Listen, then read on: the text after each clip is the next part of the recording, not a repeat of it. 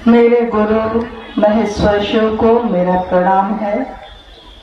इस कालखंड के प्रथम शिव के शिष्य हम सबों के परमादरणीय वरिष्ठ गुरु भ्राता साहब श्री के चरणों में मेरा प्रणाम है। शक्ति स्वरूपा मां नीलमानंद जी के चरणों में मेरा प्रणाम है। और महादेव की नगरी बनारस की धरती पे उपस्थित आप सभी गुरु भाई गुरु बहन के चरणों में मेरा प्रणाम है।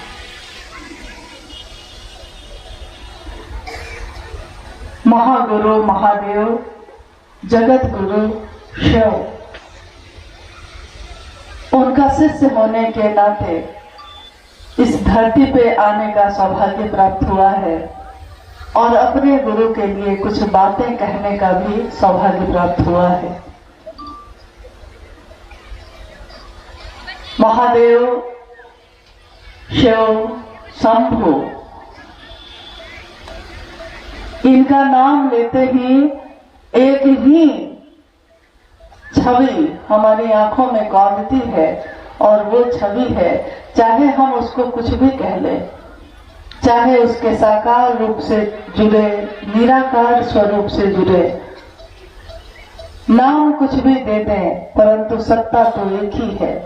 वो परमात्मा, वो ईश्वर, वो शिव जो आज हमारे आपके गुरु हैं और जिनके कारण हैं इस कालखंड में जो शिव के शिष्य आए, जिन्होंने ये संदेश दिया, ये आवाहन किया कि धरती का एक एक व्यक्ति शिव को अपना गुरु बना सकता है, उन साहब को हम लोग कितना भी नमन करें, कितने भी कृतज्ञ हों, कम होगा। हजारों साल का इतिहास है, भारत देश की ये भूमि है और इसका हजारों साल का इतिहास ये बताता है कि ये विश्व गुरु रहा। यहाँ के कण कण में शंकर है, यहाँ की धरती शिव नाम से गूंजती रही है। शिव के अनेक भक्त आते रहे हैं, शिव के अनेक शिष्य आते रहे हैं और धरती उनका दर्शन देखकर, उनका दर्शन करके चमत्कृत होती रही है। कोई द्वितीय महेश्वर बन के आ रहे हैं, कोई शहर के कोतवाल के रूप में ही महादेव की पूजा कर रहे हैं। तो महादेव के अनेक स्वरूप अपनी प्रसिद्धि में हैं। महादेव को किसी प्रचार की जरूरत नहीं है। महादेव की बात की जाए इसकी जरूरत महादेव को नहीं, क्योंकि पूरी धरती का हर व्यक्ति महादेव का है, हमारा है, आपका है। तो महादेव की दुनिया में हमारे आपके जैसे तो अनेक होंगे, बहुत सारे लोग होंगे, परंतु हमारे जीवन में महादेव एक ही है। महादेव के लिए अनेक होंगे, हमारे लिए तो एक ही है, महादेव। इस जीवन में जब से हमने इस बात को समझा है, जीवन की दशा और दिशा दोनों बदल गई। महादेव की पूजा करते रहे हम, महादेव को जल चढ़ाते रहे, उनके लिए उपासना और व्रत करते रहे, परंतु मन में, हृदय में महादेव की गूंज न उठी। हृदय में महादेव की धड़कन महसूस नहीं की हमने। आपने आज इस कार्यक्रम में सुना साहब भैरवानंद जी के बारे में, मां नीलमानंद जी के बारे में, किस तरह उनका जन्म होता है सिवान में, किस तरह उनका जीवन आगे बढ़ता है, कैसे मां नीलमानंद जी से उनका विवाह होता है और विवाह के 2 ही वर्षों के अंतराल में शिव को वो अपना गुरु बनाते हैं। धरती पे कोई शरीर में उतरता है तो शरीर को जाना ही होता है, परंतु जो ऊर्जा शिव की उतर जाती है, जो संचरित हो जाती है, वो फिर वापस नहीं लौटती, चाहे वो नकारात्मक हो, चाहे वो सकारात्मक हो। कोई भी ऊर्जा अगर शिव की उतरी है तो फिर वो धरती के लोगों के साथ ही रहती है। और इस कालखंड में शिव के शिष्य साहब भैरवानंद जी का आगमन हुआ। 31 अक्टूबर सन 1948। सन 1947 में पूरा भारतवर्ष तुरंत गुलामी की जंजीरों को तोड़कर आजाद हुआ था, एक ही वर्ष पूर्व। उसके एक ही वर्षों के बाद साहब श्री हरिनानंद जी का जन्म होता है और धरती स्वागत करती है दीप जलाकर। दीपावली का दिन था वो। शाम में स्वतः ही संपूर्ण भारतवर्ष में दिए जल उठे। कौन जानता था कौन आया है, किस लिए आया है, संसार के लोगों की दशा और दिशा किस तरह बदलने वाली है, ये कौन जान सका। आने वाले वर्षों में उनके पिता, उनकी माता, उनके पिता डॉक्टर विश्वनाथ प्रसाद सिंह और माता राधा देवी ने पूरी कोशिश की कि पुत्र पढ़ लिख ले, कुछ बड़ा बन जाए इसके लिए। लेकिन भविष्य के गर्भ में क्या छिपा होता है ये हमारे आपके जैसे लोग नहीं जान पाते, तो उनके माता पिता भी नहीं जान सके। स्वाभाविक है कि जब कोई नजदीक से किसी दिव्यात्मा को देखता है तो वो समझ नहीं पाता कि वो किसको देख रहा है। साहब के साथ रहने वाले लोग बहुत बार नहीं समझ सके, लेकिन जो दूर रहे वो तो समझ जाते थे। तो उस दिन भी ऐसा ही हुआ कि साहब का जीवन आगे बढ़ा है और उनके जीवन में अनेक घटनाएं हुई। इतनी घटनाएं हुई कि सामान्य व्यक्ति के जीवन में इस तरह की बातें शायद नहीं होती हैं। एक 12 वर्ष का आयु किसी बालक का हो और वो शमशान जाने लगे, किस लिए, किस बात की कमी थी? घर में तो सब कुछ था, सुख संपत्ति साधन सुविधा सब कुछ था, लेकिन न जाने क्यों उनका मन शमशान की तरफ मुड़ गया। कारण लोग कहते हैं कि एक छोटी सी घटना थी कि एक शिक्षक आए, उन्होंने खरीका मांगा, साहब ने खरीका दिया, खरीका उन्होंने फेंका, खरीका सांप में बदल गया, साहब चिल्ला उठे, सांप फिर से खरीका में बदल गया। ये घटना है जो बताती है कि ये देखकर उन्होंने कहा कि मैं चमत्कार सीखूंगा और चमत्कार की खोज में निकल पड़े। परंतु ये घटनाएं कारण बन जाती हैं, उद्देश्य कुछ और होता है।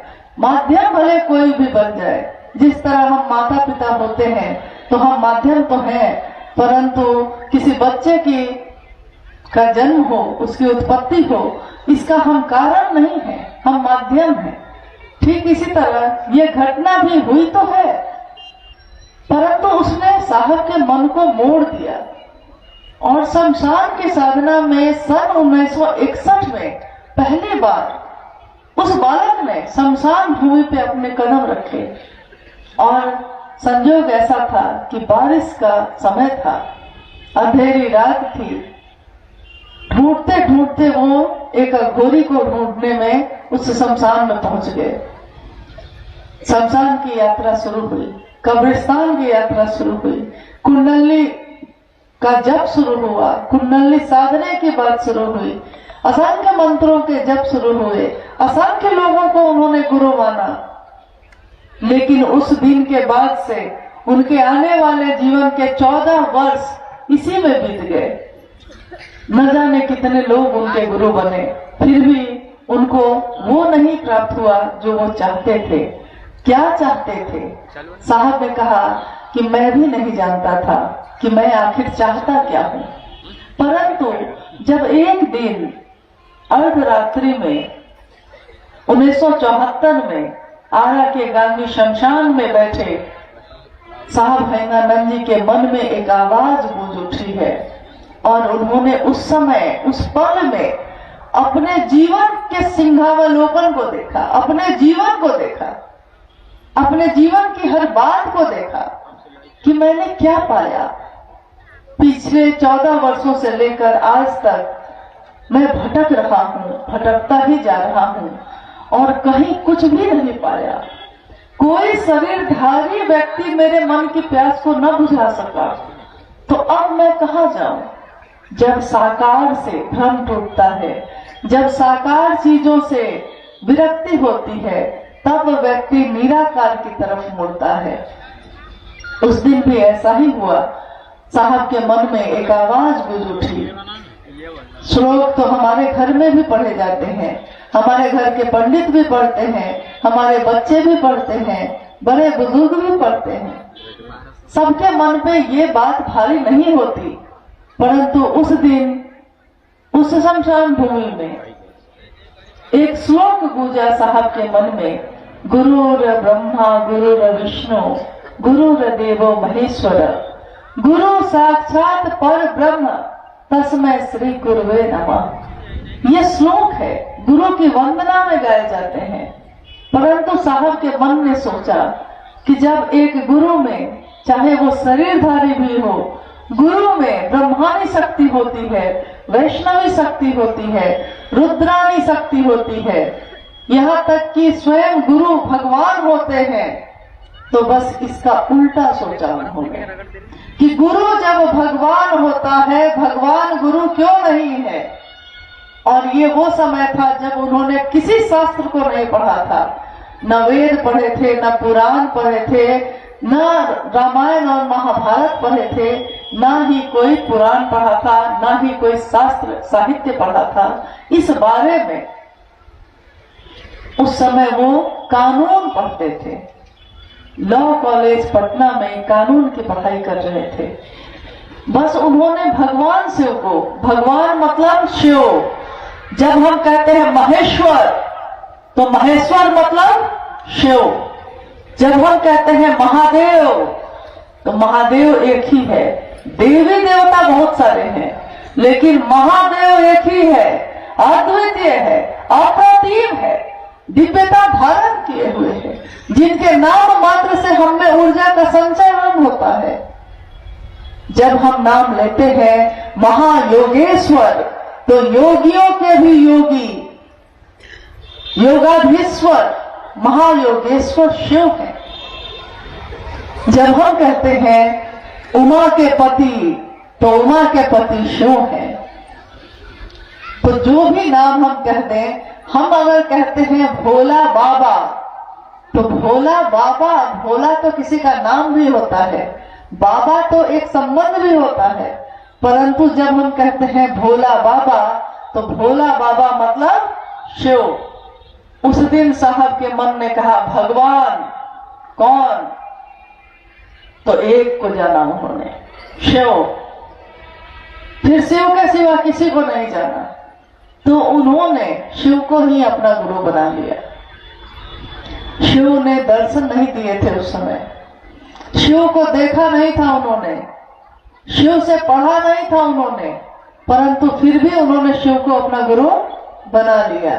और आने वाले कुछ ही समय में जैसे ही वो लौटकर पटना आए, उन्होंने मां नीलमानंद को, जो उस समय मनातूगढ़ में थी, आपने सुना कि एक राज परिवार की बेटी, एक डिप्टी कलेक्टर की पत्नी, परंतु ममता की मूर्ति, सौम्यता की मूर्ति, जिनको देख के स्वतः उनके चरण छूने को हाथ बढ़ जाए, ऐसी सत्ता मां नीलमानंद, उनको साहब ने चिट्ठी लिखी, नीलम मैंने शिव को अपना गुरु बना लिया है, तुम भी शिव को अपना गुरु बना लो।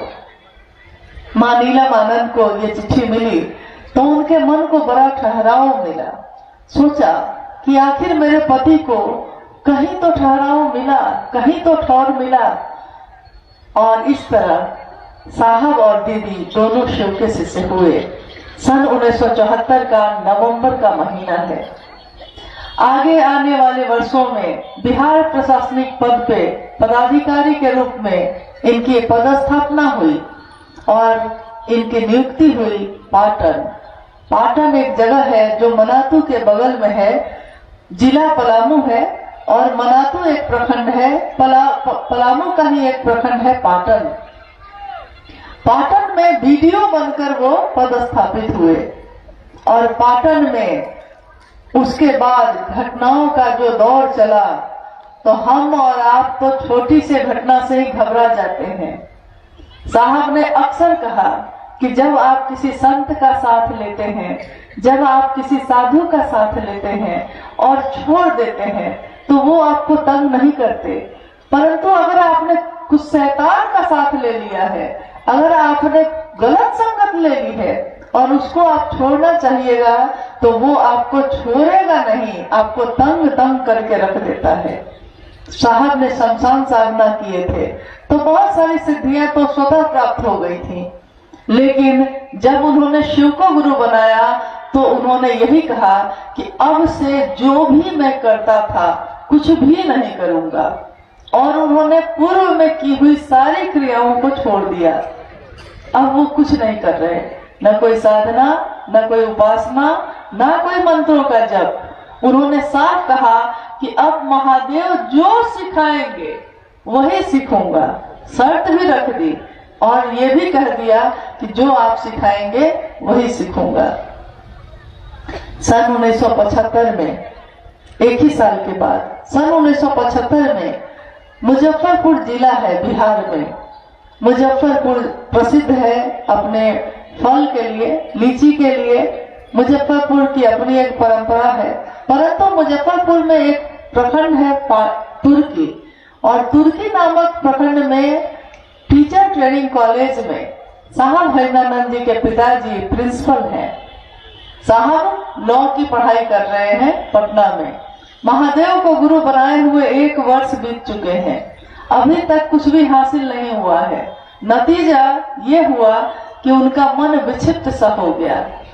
माँ अक्सर ये बात सुनाया करती कि साहब उस समय रोते थे घंटों। उनके पिता का सरकारी क्वार्टर था, परंतु उस क्वार्टर में भी वो नहीं रहते। वो उसके सामने एक जो क्वार्टर था उसमें एक छोटी सी कोठरी में चुपचाप बैठे यही सोचते रहते कि मैंने अपने जीवन को बर्बाद कर दिया, कहीं कुछ नहीं मिल रहा है, कहाँ महादेव है, क्यों नहीं महादेव है। और ये कहते कहते उनकी आंखों से आंसू बहने लगते। उनके पिताजी और घर के बाकी सारे लोगों को लगता था कि बेटा विक्षिप्त हो गया। स्वाभाविक है, अगर कोई अकेले रहने लगे, हर बात में आंसू गिरने लगे उसकी आंखों से, तो हम सोचते हैं कि उसका दिमाग काम नहीं कर रहा। अक्सर पागल दुनिया को कहता है कि दुनिया पागल है, और दुनिया पागल को कहती है कि वो पागल है, लेकिन उसके नजर में तो दुनिया ही पागल है।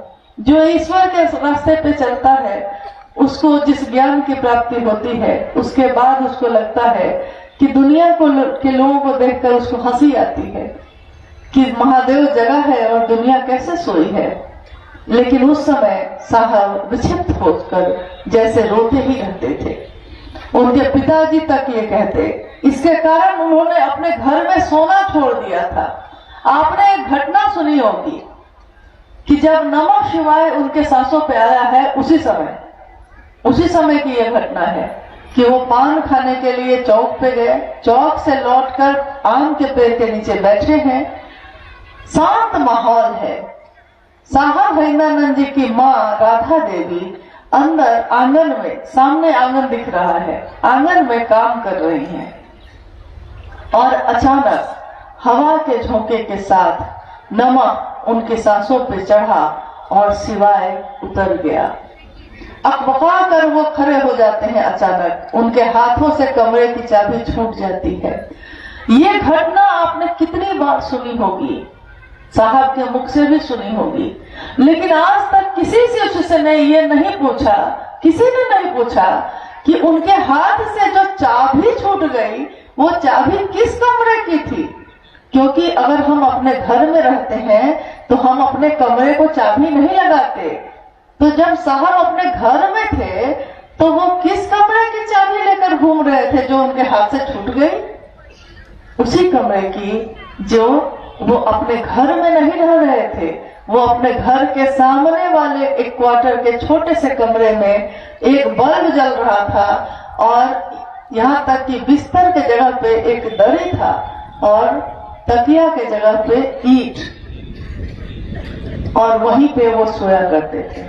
किसी ने ये नहीं कहा था कि तुम सो यहाँ, ये उन्होंने खुद किया था। उनके घर में बिस्तर थे, गद्दे थे, सुविधाएं थी, लेकिन मन इतना विरक्त हो चुका था कि कुछ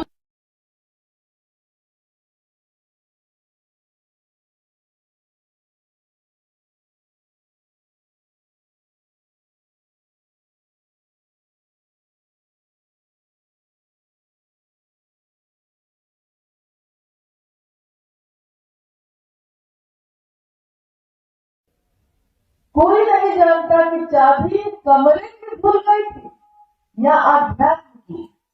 आध्यात्म एक शब्द है। आध्यात्म का अर्थ होता है खुद की खोज, स्वयं की खोज। हम अपनी खोज करते हैं, हम पूरे दुनिया को देखते हैं, अपनों को देखते हैं, परंतु हम कभी भी अपनी तरफ नहीं देखते। मेरे जीवन का क्या कारण है, मैं जो इस जीवन में आया क्यों आया, मेरा जो स्वरूप है क्या है। अहम ब्रह्मास्मि कहने के लिए है कि मैं कुछ हूं ब्रह्मा जैसा, पर ब्रह्म हूं मैं, इसकी खोज है अध्यात्म यानी स्वयं की खोज। परंतु आज तक हजारों साल के इतिहास में भारत देश के आज तक के जितने भी लोग हुए, किसी ने सीधे सीधे सारे लोगों को, सामान्य से अति सामान्य लोगों को भी ये नहीं कहा कि तुम्हारे गुरु भी शिव हो सकते हैं। सबने तो यही कहा था कि मुझको गुरु मानो, मैं पहुंचाऊंगा। सबने तो यही कहा था, सबने तो यही कहा था कि मैं दीक्षा दूंगा तब तुम ईश्वर के तरफ उन्मुख होगे। लेकिन पहली बार इस कालखंड में साहब श्री हरिनानंद जी ने कहा कि हर व्यक्ति परमात्मा पथ का पथिक हो सकता है। एक एक इंसान, एक एक जीव शिव हो सकता है। कैसे? क्या शिव इससे पहले नहीं थे? शिव तो थे ही, भगवान शिव तो थे ही, गुरुओं के गुरु महादेव गुरु तो थे ही, धरती भी थी, धरती के लोग भी थे, परंतु महादेव के पास धरती के लोग, हर व्यक्ति, हर इंसान कैसे जाएगा, इसका कोई रास्ता बना हुआ नहीं था। कोई पुल नहीं था उस पे बना हुआ, कोई बताने वाला नहीं था, कोई पहुंचाने वाला नहीं था। और पहली बार आध्यात्म के उस रास्ते की कुंजी नमः शिवाय के द्वारा खुल गई। नमः शिवाय शिव का प्राण मंत्र है। प्राण मंत्र इसलिए कहा जाता है नमः शिवाय को, क्योंकि नमः शिवाय पंचाक्षर मंत्र है, 5 अक्षरों का मंत्र, जिसके द्वारा शिव को प्रणाम करने की विधा है। नमः शिवाय आज का मंत्र नहीं है, जब से धरती है पहला शब्द माना गया, प्रथम शब्द है ये इस धरती का। कहा जाता है कि शिव ने इच्छा की, अहम जो मैं हूं, मैं एक हूं। शिव ने इच्छा की, एको हम बहुश्याम, मैं एक हूं अनेक हो जाऊं। शिव की इच्छा में जैसे ही इच्छा हुई है, तरंगे पैदा होती हैं। तरंग, हर व्यक्ति की इच्छा में बल है, तरंग है। जैसे ही हम इच्छा करते हैं एक तरंग पैदा होती है, परंतु हमारे विचारों में, हमारी इच्छा में बल नहीं जाता, तो कुछ दूर ही तरंगे जाकर टूट जाती हैं, इच्छा बदल जाती है, कभी कभी टिक जाती है। परंतु सूक्ष्माति सूक्ष्म सत्ता शिव की इच्छा में इतना बल है कि जैसे ही इच्छा हुई, उससे पहले, इच्छा होने के पहले शिव अपनी समस्त शक्तियों के साथ सुषुप्त अवस्था में है, सोई हुई अवस्था में है। शक्तियां हैं, शिव हैं, परंतु सुप्त है, ठहरे हुए हैं, अघोर है, कोई तरंग नहीं, कहीं कोई इच्छा नहीं। एको हम बहुश्याम, इस इच्छा ने तरंगे पैदा की हैं। तो जैसे ही इच्छा हुई है और तरंग पैदा हुई, तो इस इच्छा होने में और तरंग पैदा होने में, सृष्टि के बनने में जो बीच में जो थोड़ा सा करोड़वां अंश भी होगा, उसमें एक आवाज गूंजी, आ ओ मा। उत्पत्ति, स्थिति, लय, और एक साथ अगर उसको सुनिएगा तो होगा ओम। शिव की इच्छा के तरंगों की ध्वनि का नाम है ओम, इसीलिए ध्वनात्मक मंत्र भी कहा जाता है इसको, इसीलिए प्रणव मंत्र भी कहा जाता है। और जैसे ही सृष्टि बनी तो बना आकाश, फिर बनी वायु, फिर बना अग्नि, फिर बना जल, फिर पृथ्वी।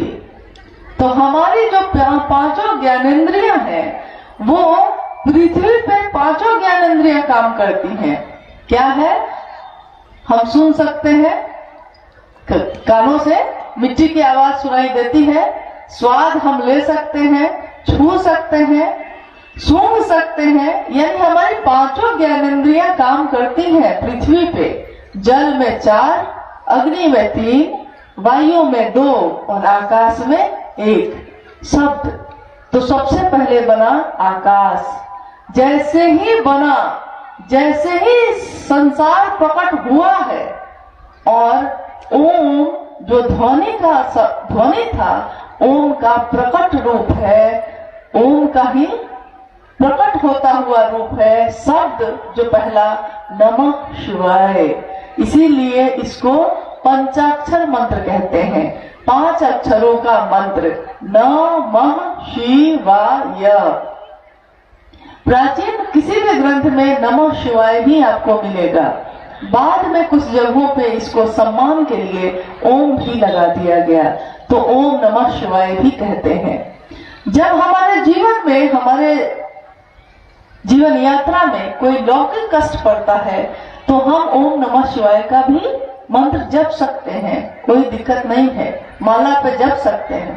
परंतु ईश्वर प्राप्ति के लिए आजीवन मंत्रों का जप होता है।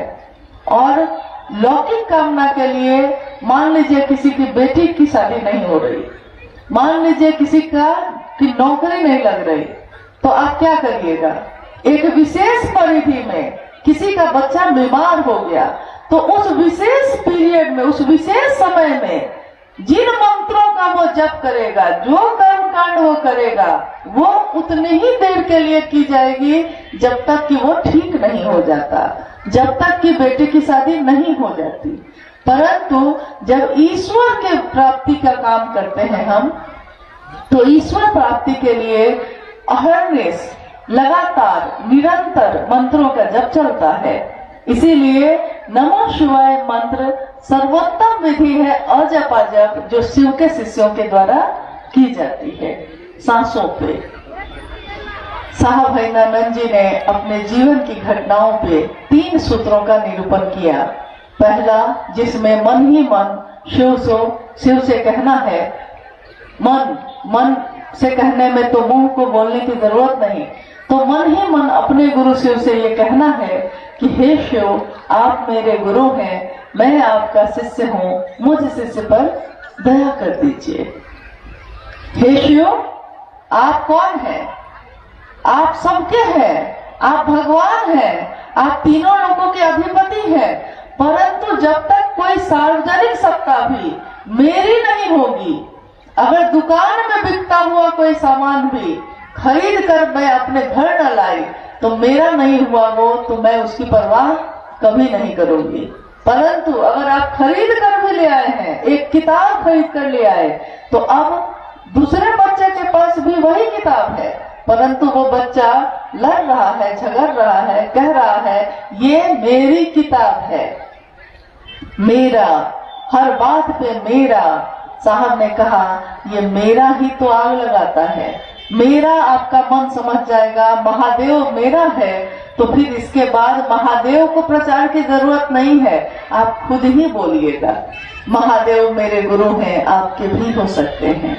तो शिव की चर्चा, दूसरा सूत्र, पहला सूत्र जो है उससे स्वस्फूर्त जागरण की विधा है। दूसरा सूत्र जिसमें शिव की चर्चा होती है, जैसा आज भी हो रहा है, आप सुन रहे हैं, आप भी रोज प्रतिदिन जो दूसरों से बात करते हैं या सुनते हैं, शिव की चर्चा, परिचर्चा, या फिर तीसरा सूत्र जिसमें शिव को प्रणाम करने की विधा है शिष्यता के भावांतरण के लिए। ये 3 सूत्रों के अलावा शिव शिष्यता में और कुछ भी करने के लिए नहीं कहा जाता। परंतु हमारे मन में बहुत तरह के प्रश्न उठते हैं। जब हम महादेव के काम में चलते हैं तो मन में बहुत तरह की जिज्ञासा उठती है, बहुत तरह के प्रश्न उठते हैं और चारों तरफ हम देखते हैं तो हमको लगता है कि महादेव की ये दुनिया इतनी सुंदर है, परंतु जग में जब से देख रहा हूँ, जग में जब से देखा बस एक ही चलन है, एक दूसरे के सुख में खुद को बड़ी जलन है। तो दूसरे के सुख से ही हम जल रहे हैं। क्यों महादेव की दुनिया में ऐसा है? आइए हमारे बीच कुछ जिज्ञासाएं आई होंगी तो हम लोग उन जिज्ञासाओं पर भी बात कर ले। आप लोग सुबह लगभग 9-10 बजे से बैठे हैं और ये कार्यक्रम अब समापन की तरफ है। आप भी अपने घर चले जाएंगे, हम भी अपने घर जाएंगे, परंतु हमारा अपना घर है कौन, इसकी भी तलाश करना जरूरी है। आइए हम लोग जिज्ञासा पे बात करते हैं। आइए, आपकी ओर से कुछ जिज्ञासा आई है, हम निवेदन करेंगे आप अपने जिज्ञासाओं का उत्तर सुन के आप निकले। जिज्ञासा है, साहब श्री के द्वारा एक छोटी सी पुस्तक जब उन्होंने शिव को गुरु के रूप में स्वीकार किए, अपने अनुभूतियों के आधार पर लिखा, जिसका नाम है शिष्यानुभूति। आध्यात्मिक आह्लाद ने आध्यात्म में आ गई संक्रांति से प्रत्येक व्यक्ति को मुक्त करने की अंतः प्रेरणा जगाए। ये गुरु बहन का कहना है, यह पंक्ति दीदी मुझको समझ में नहीं आ रहा है, कृपया समझाया जाए। आध्यात्मिक आह्लाद ने, इसका अर्थ होता है, आध्यात्मिक आह्लाद का अर्थ होता है कि अंदर से जो आध्यात्म के रास्ते पे चलते समय, आध्यात्म के रास्ते पे मिलने के समय साहब के मन में पैदा हुआ आह्लाद, आनंद, इतना न सुख है न दुख है, जहाँ न इच्छा है न अनिच्छा है, जहाँ आनंद ही आनंद है। आह्लाद ने उनके मन में एक अंतः प्रेरणा जगाई। अंतः प्रेरणा व्यक्ति के मन में खुद से जगती है, अपने बारे में जानने की, दूसरों के बारे में बोलने की। तो अंतः प्रेरणा जो जगी, उसने ये उनको प्रेरित किया कि वो दूसरों से भी कहे कि शिव जैसा कोई गुरुवर न मिलेगा। हम लोग गाते हैं कि शिव जैसा कोई हमको गुरुवर न मिलेगा, लेकिन ये बात दूसरों से भी कहनी चाहिए। ये प्रेरणा जो उनके मन में जगी, इसलिए साहब श्री ने दूसरों से भी ये बात कहनी शुरू की।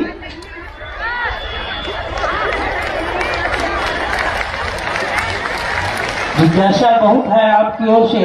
एक गुरुबान का कहना है कि हम लोग 108 बार नमः शिवाय जपते हैं। या क्या माला और सांस पर एक साथ प्रणाम कर सकते हैं? देखिए, ये बहुत महत्वपूर्ण जिज्ञासा है। मुझको लगता है आपको गौर से सुनना चाहिए।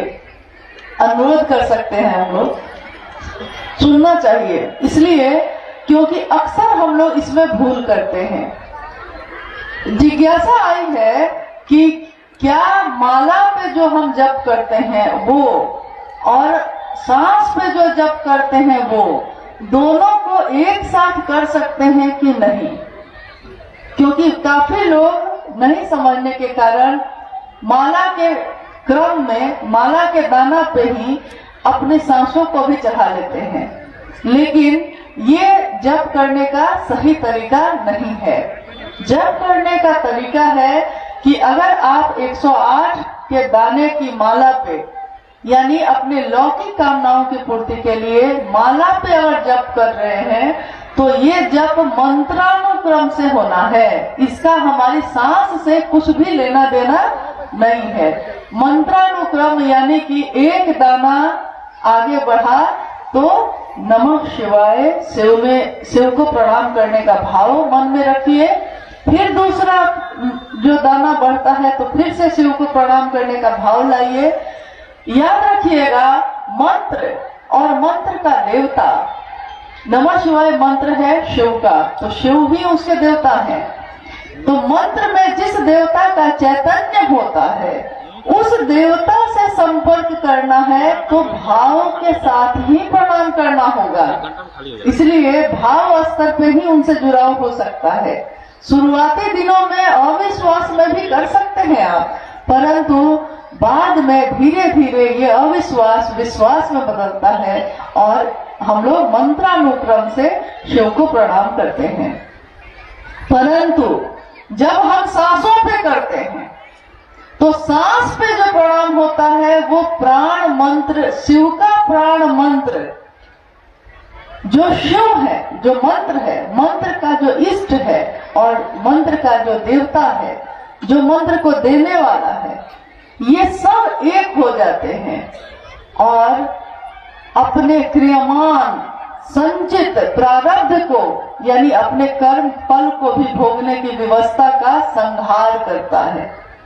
तो जब भी आप सांसों पे नमः शिवाय करते हैं तो ये होगा सांस की सामान्य गति पे, सामान्य गति पे न ज्यादा तेज न ज्यादा धीरे, सामान्य गति पे नमः गया शिवाय उतरा, नमः गया शिवाय उतरा।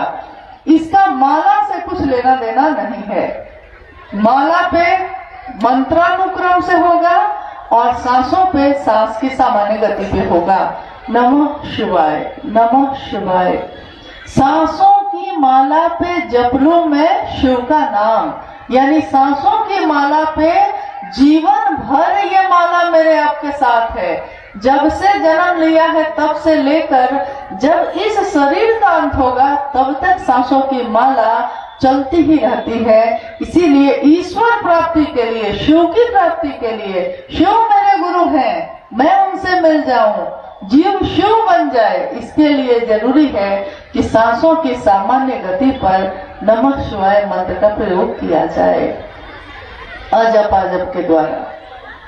हेलो गुरु बहनों, यहाँ जो गुरु बहनों की देखा हमने दीदी जी प्रश्न लिखा है, आओ चले शिव की ओर, जो साहब का एक पुस्तक है, उसी अध्याय से कि व्यक्ति के ध्येय की प्रत्यंचा पर शिव अनुगामी चिन्मय भाव का संधान किया जाए, कृपया समझाने की कृपा कीजिए। आपने अभी जो जिज्ञासा सुनी शिव शिष्यों के लिए ये बहुत महत्वपूर्ण बात है। ये पंक्ति है आओ चले शिव की ओर पुस्तक की। उद्घोषक महोदय ने शुरू में ही कहा आपसे मेरे आने से पूर्व कि आओ चले शिव की ओर। ये वाक्य आखिर कहाँ से आया? ये वाक्य आया था रांची में एक संगोष्ठी हो रही थी, लगभग 400 लोग उसमें शामिल थे। साहब शिव की चर्चा कर रहे थे और जब कार्यक्रम समाप्त हुआ तो वो खड़े हुए। साहब ने अपने सामने बैठे लोगों की तरफ देखा और कहा, क्या आप लोगों को मुझसे कुछ कहना है? सारे लोग चुप हो गए। साहब ने कहा, परंतु मुझको कहना है, आओ चले शिव की ओर। कह के साहब सीढ़ियों की तरफ बढ़ गए। बाद में जब हम लोग बैठे तो हम लोगों ने कहा कि आज आपने पहली बार इस वाक्य का प्रयोग किया। अभी तक आपने बार बार कहा था कि शिव जगत के गुरु हैं, मेरे गुरु भी हो सकते हैं, आपके गुरु भी हो सकते हैं। अभी तक आपने कहा शिव जन जन के गुरु हैं। आपने कहा आइए भगवान शिव को अपना गुरु बनाए, परंतु आज आपने कहा आओ चले शिव की ओर। साहब ने कहा, कब तक जीवन में फंसे रहिएगा? कब तक संसार में फंसे रहिएगा? कब तक ये तेरा, ये मेरा, ये उसका, ये इसका करते रहिएगा? आखिर कभी तो शिकायत का अंत होगा। शिकायत है, शिकवे हैं, कब खत्म होगा ये? इसलिए मैंने कहा कि छोड़ो ना यार, कहाँ फंसे हो, आओ चले शिव की ओर। उसी पुस्तक को उन्होंने कोरोना काल में लिखा। देखिए, एक घटना जो जुड़ी हुई है कोरोना काल से भी। कोरोना काल में दुनिया के लोग अपने अपने घरों में बंद हैं, लेकिन साहब अपने घर में क्या कर रहे हैं? उस समय भी जब आपने देखा होगा कि जब सड़क बनने लगती है तो कुछ दिनों के लिए वो सड़क बंद कर दी जाती है। कि इधर का रास्ता अभी चालू है नहीं है, चालू नहीं है, रास्ता अभी बंद रहेगा। क्यों? क्योंकि सड़क बन रही है। मैंने कोरोना काल में ये अनुभव किया कि ये जो पूरी दुनिया अपने अपने घरों में बंद है और एक तरफ एक नवनिर्माण शिव शिष्यता का राजमार्ग बनाया जा रहा है साहब श्री के द्वारा। और उस समय उन्होंने उसको लिखना शुरू किया। उन्होंने कहा मैंने नहीं लिखा है, किसी ने लिखवा दिया मुझसे। और उसी पुस्तक आओ चले शिव की ओर में अंतिम आलेख है, आओ चले शिव की ओर, जिसमें साहब ने इससे शुरू की है बात कि बाज़ तय अखबार है दुनिया मेरे आगे, होता है सब रोज तमाशा मेरे आगे। ये पूरी दुनिया, ये पूरा संसार बच्चों के खेलने के मैदान जैसा है और रोज मेरे सामने नए नए तमाशे, नए नए खेल हो रहे हैं। मैं देखता हूँ और सोचता हूँ, कोई हंसता है, कोई रोता है, कोई शिकवा करता है, कोई प्रेम करता है, कोई नफरत करता है, कोई जान देने की बात करता है। ये बच्चों के खेलने के मैदान जैसी ये दुनिया है और मेरा जीवन चल रहा है। उसी आलेख में उन्होंने अपने दिल के सारे दर्द को, सारी पीड़ा को रखा। लोगों ने उनसे क्या कहा, उन्होंने लोगों से क्या कहा, धरती को उन्होंने क्या दिया, धरती ने उनको क्या दिया, क्या वो चाहते हैं शिव शिष्यता की पराकाष्ठा क्या हो। उसी आलेख का अंतिम पारा है, उसी की ये पंक्ति है जो अभी भाई परमेश्वर जी ने जिज्ञासा में कही है। व्यक्ति के ध्येय की प्रत्यंचा पर शिव अनुगामी चिन्मय भावों का संधान किया जाए, यही ना। हाँ, साहब लिखते हैं, ध्यान से सुनिएगा इसको। साहब बोल रहे हैं, वो लिख रहे हैं, हमें कोशिश करनी है। क्या करना है? कोशिश करनी है। कोशिश अगर दिल से की जाए तो कामयाब होती है। हमें कोशिश करनी है कि व्यक्ति के ध्येय की प्रत्यंचा पर, इसका अर्थ होता है कि हर इंसान, हर मानव जो अपने ध्येय, यानी क्या मेरा उद्देश्य है, शिव को गुरु बनाकर चलने का मेरा उद्देश्य क्या है, शिव को गुरु बना के चलने का आपका उद्देश्य क्या है।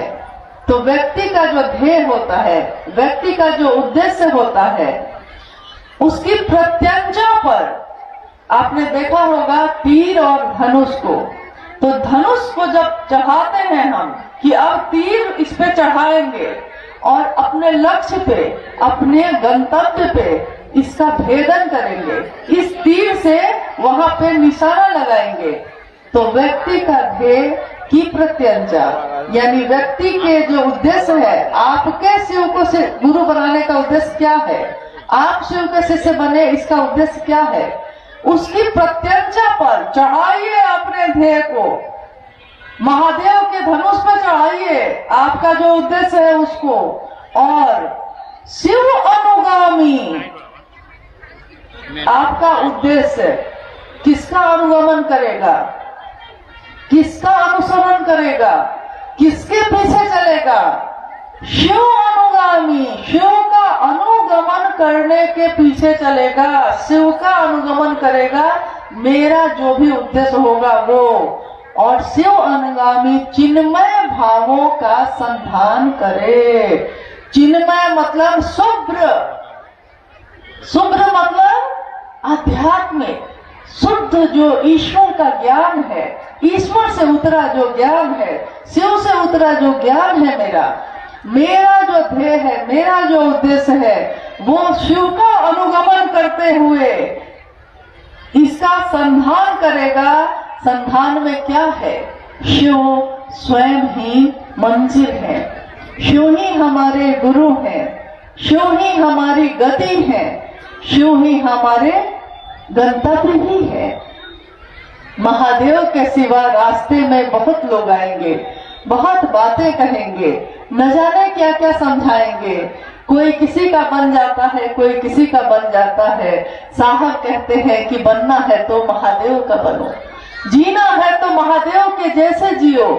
बनना है तो महादेव के जैसा बनो, महादेव ही बनो। रहना है, रहना चाहते हो तो रहो तो शिव जैसे शिव रहते हैं, जैसे दुनिया उनको विष देती है और शिव अमृत देते हैं। कोई अगर वृक्ष पे चढ़ जाए, विशाल वृक्ष पे धीरे धीरे धीरे धीरे ऊपर चढ़ जाए, आपने देखा होगा कि अगर विशाल वृक्ष पे कोई ऊपर की तरफ चढ़ता चला जाता है तो धीरे धीरे वहां की टहनियां और नाजुक हो जाती हैं, कमजोर है वो। तो जितना वो कमजोर है, जितना ऊपर है, उतना नीचे गिरने की संभावना है। तो देखिएगा कि जो ऊपर चढ़ा है वो और सजग हो गया है और सावधान हो गया कि मुझको गिरना नहीं है, किसी हालत में नहीं गिरना है, मुझको शिव को छोड़कर किसी का नहीं बनना है। दुनिया में सब के सब लोग शिव के बन जाए, इसी की कामना करनी है, लेकिन मुझको अपनी यात्रा भी याद रखनी है। महादेव के ध्यान में, क्योंकि बाहर की पूजा और अंदर की पूजा दोनों में अंतर है। एक पूजा बाह्य होती है, एक पूजा अभ्यंतर होती है। अभ्यंतर का अर्थ होता है भीतरी चीज, अंतर का। क्योंकि शिव की मूर्ति की पूजा हम कर सकते हैं, शिव की तस्वीर की पूजा हम कर सकते हैं, शिव के प्रतीक शिवलिंग की पूजा हम कर सकते हैं, परंतु शिव के लिए मेरा चित्त, मेरा मन शिव के ध्यान में हो जाए, ऐसी पूजा हो जाए। तो ये सबसे सही और सबसे बड़ी पूजा शिव की यही है कि हमारी नींद में भी वो शिव अवस्थित हो जाए। हम सोए भी तो उस शिव को याद करके सोए, हम जगे भी तो उस शिव को याद करके जगे। मेरी आंखें भी खुले तो शिव के नाम से खुले, और मेरी पलकें जिस दिन बंद हो जाए तो शिव के चरणों में गिर जाए, मर जाए हम, इस तरह हमारी मिट्टी ठिकाने लगे। हम सभी शिव शिष्यों का एक ही नारा है, एक ही उद्देश्य है, शिव की स्थापना जन जन में करना। और आइए हम अपने साहब और दीदी के साथ मिलकर इस बड़े उद्देश्य की पूर्ति के लिए अपने जीवन को लगाते हैं। शायद आने वाला इतिहास आज के शिव शिष्यों को याद ना करे, परंतु उससे क्या होगा, एक दिन शिव शिष्यता का इतिहास लिखा जाएगा और इस इतिहास में ये लिखा जाएगा कि कितने करोड़ों शिव के शिष्य आए, धरती पे रहे, चले गए, और अपने जाते जाते इस शरीर के जाते जाते जिस तरह एक वृक्ष एक बीज से बनता है, परंतु जब उस बीज से बने वृक्ष का अंत होता है तो वो असंख्य बीजों को धरती पे बिखेर कर चला जाता है, और एक बीज से बना वृक्ष असंख्य वृक्ष को पैदा करता है। हर करोड़ों शिव शिष्यों का में से हर शिव शिष्य करोड़ों शिव शिष्यों को पैदा करे।